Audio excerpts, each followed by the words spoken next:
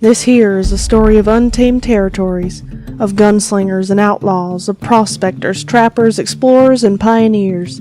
The story of horses, railroads, and Stetsons. Stetsons are cool. This here is the story of the Wild West. Or at least, some of it.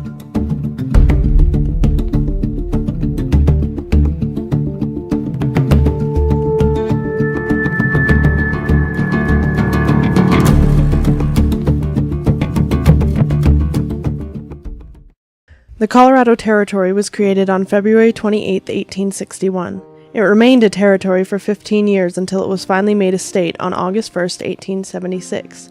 The territory began in the wake of the Pikes Peak Gold Rush that started in 1858 and came to an end around 1861, when the land was open for aspiring landowners to come in and make their claims. Before the rush, it had been open land that was unmapped and wild, and even at the end of the rush, much of it had yet to be explored.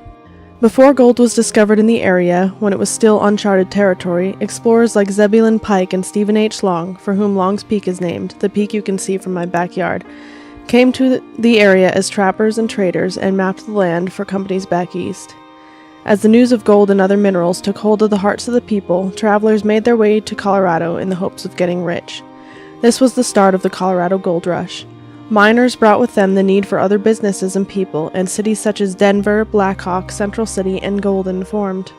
These cities were the starting point of the creation of the Colorado Territory. Other small towns and settlements later began to spring up as ranchers, cowboys, and pioneers came to the plains looking for work or for land to claim as their own. Mining towns and pioneers brought the beginning of westward expansion into the Colorado Territory and onwards. Many settlers first came to my area in the early 1860s during the rush.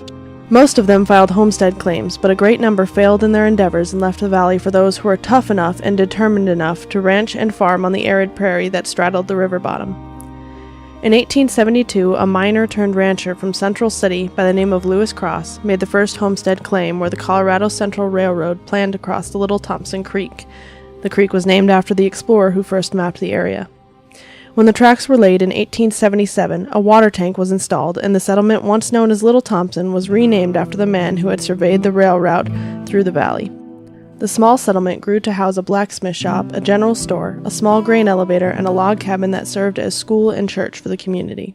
In the early 1880s, the railroad realized that it was taking a lot of extra fuel for the train to get up and out of the valley, as there was a large hill on both sides of the settlement's location. During the winter of 1883 to 84, the town's buildings were loaded onto skids and pulled by teams of draft animals to its present-day location, on a bluff 1 mile north of the river. There the town continued to grow. The Cross Homestead, once the center of the town, now sits out in the country a mile from the town's new center. One of my best friend's grandmothers owns the old Cross Homestead. My friend has told me many stories about spending time at that house growing up. The tragic deaths of a young soldier, a little girl, and others of the Cross family have left their echo on the house. Toppled books in the library, images of a little girl's face in the attic window, a young soldier on a hilltop, an Indian chief, thought to be a haunting due to the use of Indian burial stones in the foundation of the old part of the house, are all echoes of a past life that can be felt and seen in this house. In 1886, Welsh immigrants doubled the size of the town and boundaries were extended for the first time.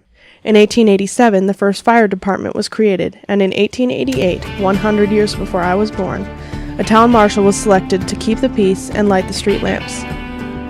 This was also the year that the settlement was officially made a town. This place has come far since its humble beginnings in the Wild West, before Colorado became a state, before Denver was a capital city. Some of the buildings remain, while others have long since gone. Though the town has grown to include many new housing developments, it still remains relatively small, and that's the way I like it. We have small shops, houses, and buildings that have been around since the start of the settlement, a library, 4 schools, a cute little museum, acres and acres of farmland. We are the garden spot of Colorado, after all, and we sit in a wonderful spot along the Rocky Mountains. Less than an hour to the west is Estes Park, home of the famously haunted Stanley Hotel, known to some as the Shining Hotel, as it's where Stephen King wrote the novel of that title, and where some of the scenes from the movie were filmed. An hour to the south, Denver, the state capital of Colorado. A little over an hour to the southwest, Golden and Central City, and a little over an hour to the north is the border between Colorado and Wyoming. Mountains, gold rushes, cowboys, and pioneers. I live in the heart of the Old West.